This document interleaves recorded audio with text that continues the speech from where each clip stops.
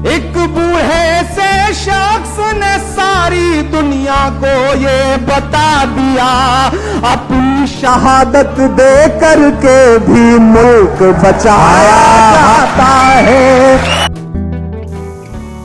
Iran के पूर्व सर्वोच्च नेता आयतुल्लाह अली खामेनेई को अंतिम विदाई देने के लिए राजधानी तेहरान की सड़कों पर लाखों लोगों का जन सैलाब उमड़ पड़ा। शोक सभाओं, धार्मिक नारों और भावनात्मक माहौल के बीच पूरे देश में मातम का माहौल देखने को मिला।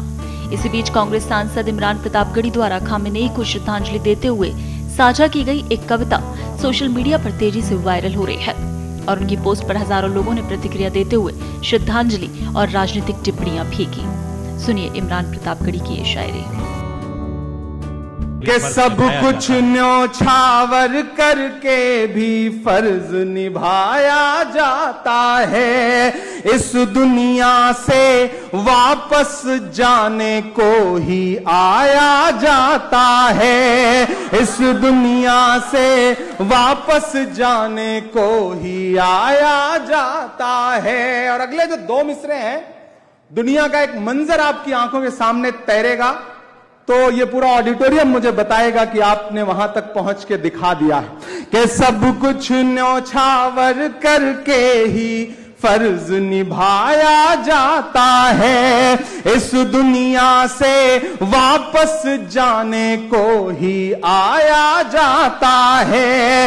एक बूढ़े से शख्स ने सारी दुनिया को ये बता दिया, एक बूढ़े से शख्स ने सारी दुनिया को ये बता दिया, अपनी शहादत दे करके भी मुल्क बचाया जाता है, अपनी शहादत दे करके भी मुल्क बचाया जाता है।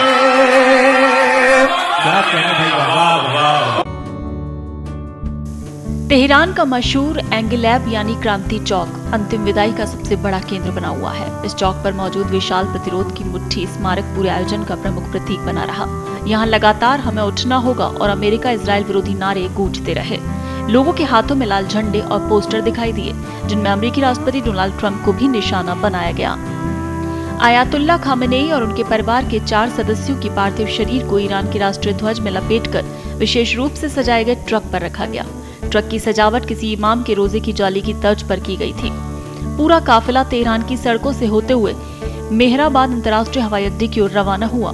इस यात्रा के दौरान इलेक्ट्रॉनिक संगीत के साथ खामेनेई के पुराने भाषण, इमाम हुसैन की शहादत पर आधारित नौहे और मनकबत भी लगातार गूंजते रहे, जिन्हें हजारों लोग एक साथ दोहराते नजर आए। ईरान में अंतिम संस्कार के दौरान करबला के इतिहास और इमाम हुसैन के सिद्धांतों का बार बार उल्लेख किया गया। आयोजकों ने अन्याय के खिलाफ संघर्ष, बलिदान और धैर्य के संदेश को खामेनेई की विरासत से जोड़कर प्रस्तुत किया। इसी वजह से अंतिम यात्रा को केवल एक धार्मिक आयोजन नहीं, बल्कि प्रतिरोध और एकजुटता के प्रदर्शन के रूप में भी देखा जा रहा है।